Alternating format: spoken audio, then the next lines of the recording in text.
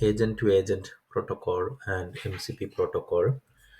But before we look into that, let us see what is a large language model in a nutshell. So, large language models, as shown in this picture, this picture is created by Pavan Velakati, and it's a very simple picture to understand the large language model or LLM. So there are three main steps. First, collecting all the data, then train the model with the collected data, and then fine tuning it. And there are three components in there. One is data, then the transformer architecture, which you see in the middle, and then the training process.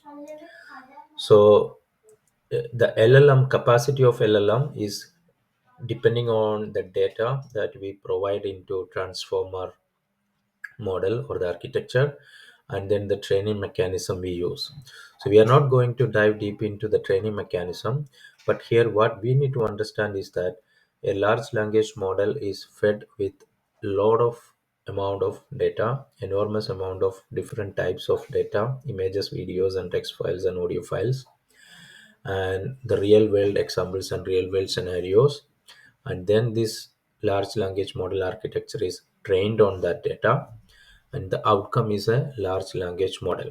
So whenever we prompt or ask any user queries to this model, the model respond in a such a way the human responding or a human is communicating to this, because it is trained on human type of communication data, whether it is an image or video or audio file or text files. So that's the large language model. Now here the problem is the initial versions of ChatGPT or OpenAPI or Cloud A or Llama, the knowledge is limited or finite, because as you can see in this process, the data fed into the architecture and trained on it, right? So the data which is trained is the finite amount of data. It is true that it is a large amount of data, but it is finite. It's have a cutoff date. Let's say 2024. The information up to 2024 is used to train the model when it is releasing in 2025. But if you ask any information which is happening in 2025, this large language model doesn't have that capacity. Because of that, the community come up with a different architecture. It's called RAG, retrieval augmented generation. So what this means is, if the LLM does not have the data, we provide the data in the form of query, and the LLM will use that information to provide the response. So here it is. So the extra data or the data which is not in the processed or trained data set of LLM is stored in the vector database. So vector database is again an extended database or extended knowledge base for the LLM. Now the user asking a question or prompting a query, the LLM will use two inputs, not just the query, but also the external knowledge based on the query. And then the LLM will give the response from the external knowledge based on the query. Okay, now here the retrieval mechanism should be very sophisticated and foolproof. So in very simple scenarios and contexts like question and answering or support agent, this works fine if the quality of the document is correct, abstract, and not duplicates, and the information is up to date, then it will work. And also the challenge is we always have to update this vector database time to time to have the correct information available for the LLM to uh, process. Okay, so we see the large language model and RAG, but when it comes to very complex scenarios and information is keep on changing, it becomes almost same effort as fine tuning an LLM or creating or changing this model always and always, because it's one system which is interconnected. So it's not like a microservices architecture. So we have to change this vector database and the query parameter properties always and always, and fine tuning this system so frequently that it really becomes to maintain this for a very large complex implementation. So in these scenarios we need different approaches. So after a lot of research, the OpenAI community like Claude come up with MCP and Google come up with agent to agent protocol. So we are going to look into that, those two protocols and how this solving this LLM problem shortly. Okay, so we need to look into what is AI agent, what is its architecture. So AI agent is autonomous system capable of doing automation or process or some actions in behalf of systems or humans once an instruction is given to it. To accomplish such autonomous actions, an agent needs certain components. One is instruction, which is the prompt template here. Then tools and memory. Memories are used to store the state of the action or the process, or to store the messages and previous history and artifacts. While tools are access to the external systems, external information. It could be the latest information, or it could be an API to do some actions, things like that. And then it need access to LLM to have the communication, human-like communications, voice response or text response, or creating a PDF document as part of the response, things like that. It needed the LLM. So that's the agentic architecture. Next, we look into how MCP protocol comes into the picture of agentic AI development with LLM. Before we explain the LLM with the MCP, we first need to understand the core architecture of MCP. So MCP protocol is first defined by the Anthropic provider. They are the creator of Cloud A LLM systems. So protocols are always required for the standardized communication between the frameworks and platforms, and irrespective of their technology or background. So now let's look into the MCP architecture. So it's mainly used for communication from LLM application to other external systems other than LLMs. That's the main objective of Model Context Protocol or MCP.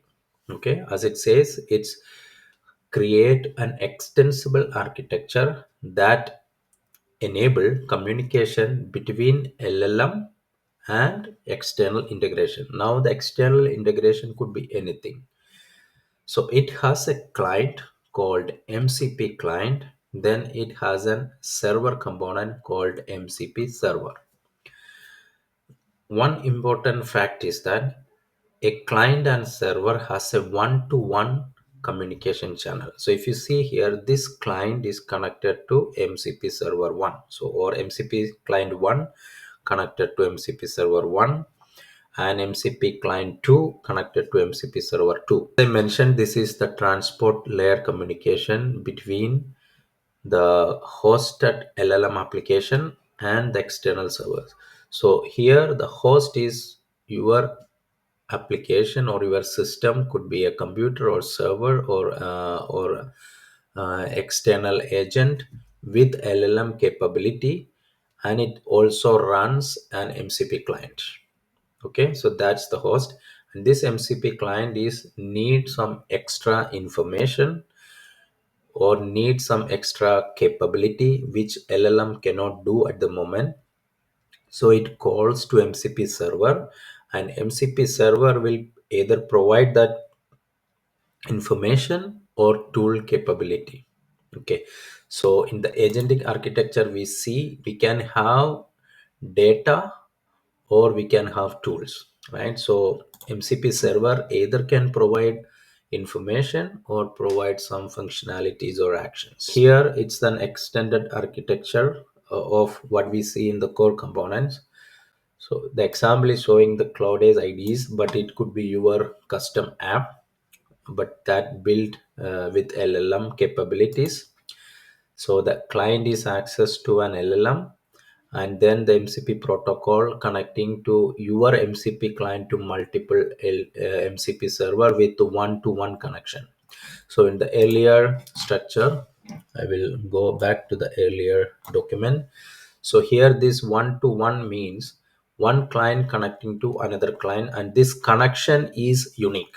Okay, so you can have one client again connecting to another server, but then with not with the same connection, but with another connection.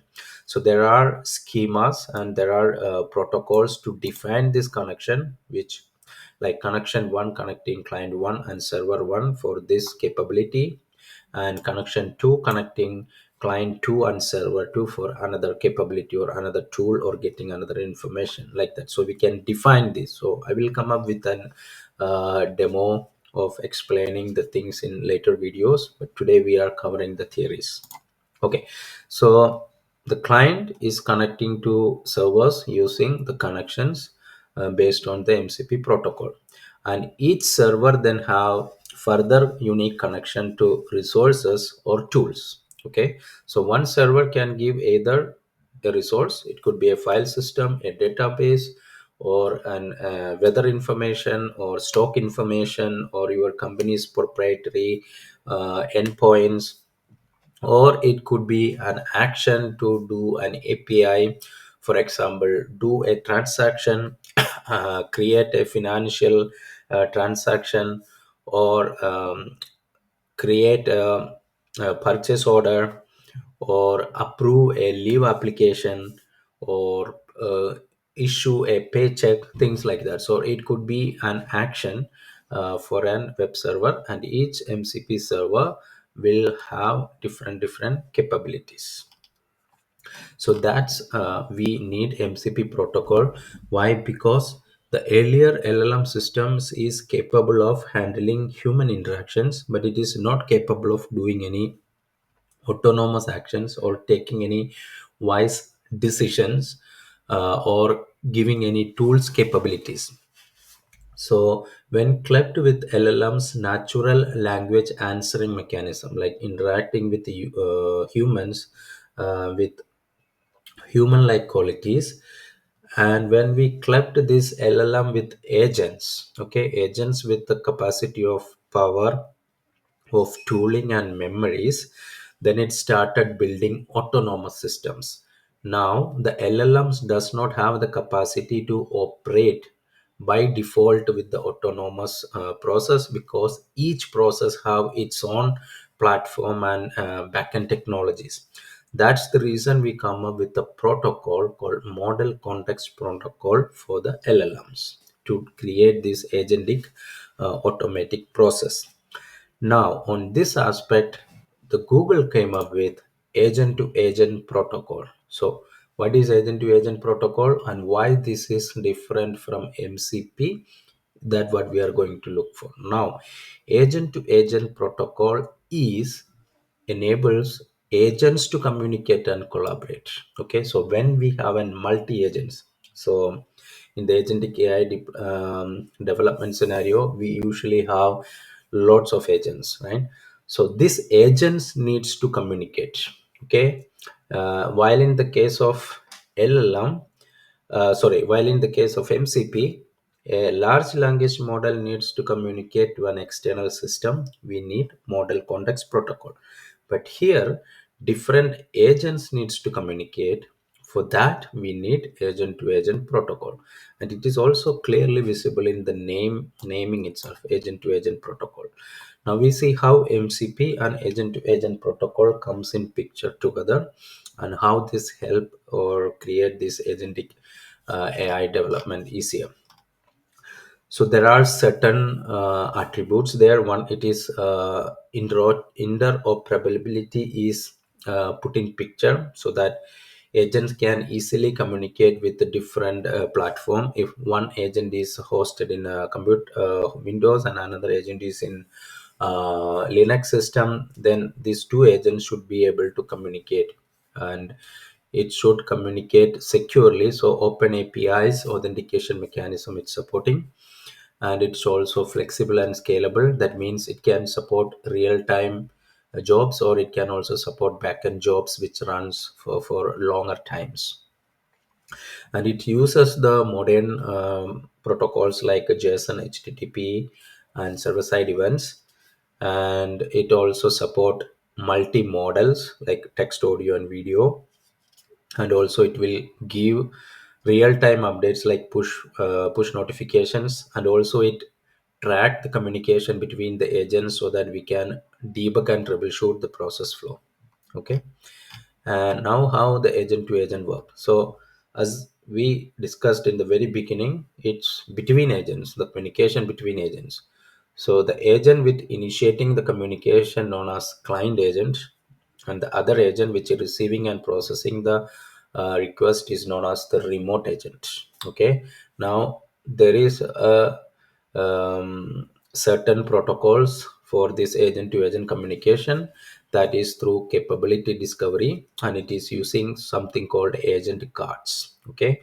And what is the response type? That is controlled by user experience negotiation. Should this just a text message, or it's a word document, or it's a UI supportive agent with capability of UI that is defined in the user experience. And the task and state, that means the agent's memory and tools management is handled, and in the task and state management, and the secure communication is handled using HTTP post protocol with open API authentication headers and server side events. So usually the client do the communication using the HTTP, and all the information exchanged is in the JSON format. But the server communicate back the response to the client using SSE protocol, and each process is logged and can be tracked, and the error code is also generated from the agent response. And now this is the process, the workflow execution. Each agent have the capability of discovery of what other agents can do using the agent card, which is in JSON format. And once a particular agent with the required capability is found, it can send a task request to that agent. And once the task request is reached in the remote agent, the agents can communicate again with the replies response in the names of artifacts or part messages or simply messages. Now experience can be, I mean, how the end user will interact with this collaboration is between the agents, like we between the agents, this transport layer communication is happening. But for the end users, the UI or the text messages are the main way of communicating to this agentic AI environment. Once again, there are three different steps. One is discovery of agent and its capabilities, then initiating that an agent request with the task ID, and finally the server will respond it with task is completed, and here is the response. So in that completion, the task is having completed, failed, or cancelled status. Now, once we understood what is agent to agent protocol and MCP, let's look why we need. And it's saying that MCP is needed for tools and agent to agent is for agents. Or in other words, if you look at this diagram, you know that agent to agent protocol is used between calling the agent. So if the agent, client agent, wants to call a remote agent called black box agent 1, it used agent to agent protocol.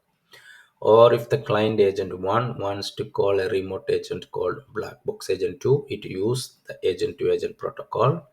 Or within the agent host, if it wants to call another sub agents also, it can use the agent to agent protocol.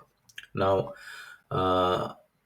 and this agents is built on top of large language model. And the now the large language model, let's say it need an access to the external, or let's say an agent need access to an MCP tooling, that means an external action, it needs to call an MCP server. Okay, that means let's say agent 1 need a capacity to get weather information. Okay, the latest weather information in New York. Then the agent 1 can call an MCP server in the MCP server tooling section, which provide the weather information for New York. So agent 1 now will call the MCP server. Okay, or it can do, okay, agent will call, let's say, black box agent 1, and let's assume black box agent 1 is giving this weather information. Then the black box agent 1 will provide the weather information to agent 1. Okay, so there are two ways we can implement this. One, agent 1 will call the MCP server, which is MCP server tooling, which is responsible for weather information, or the agent 1 will call the black box agent 1, which is a remote agent for agent 1, and that give the weather information. Now inside this black box agent, it's doing this MCP tooling heavy lifting, right? So instead of we implement this MCP server, and we consume this MCP server by implementing our MCP client and MCP client and MCP server communication one-to-one channel, we just consume a method from black box agent 1, and the black box agent 1 is doing this MCP server tooling for us for the weather information. I hope now you understood why we need MCP server and agent to agent protocol. Also, why we need this in the LLM application and agentic AI architecture. If you look at the pattern, we see where the technology is going. So we have in 2023 March large language model ChatGPT, where we have a chat interface. We can ask questions, it will give us the answers. We can interact in human chatting experience. And then we have this small autonomous agents came up like RAG, which will have a question and answer bot, answering bots. And now we are in the age of agentic AI with multiple agents capable of doing all autonomous processing and all autonomous operations. Now what type of operations it's capable, it's countless. It's depending on the tooling capacity of MCP servers available, and also what all agents we can, black box agent we can build here.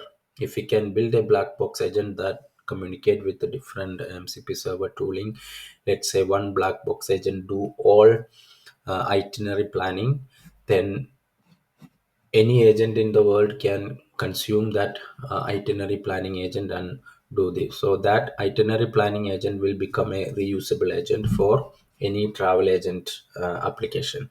Okay, and it's an standard which is emerging, MCP and both A2A. So everyone has to start consuming this, has to embrace this protocol to become this successful. And there is also a proprietary and intellectual conflict is also in place of limiting these protocols much vast adoption. But in a nutshell, MCP is with LLM and tooling, well, agent to agent is an application level agent to agent protocol. Okay, I'll see you with more detailed code level explanation and sample demo applications in later videos. See you then.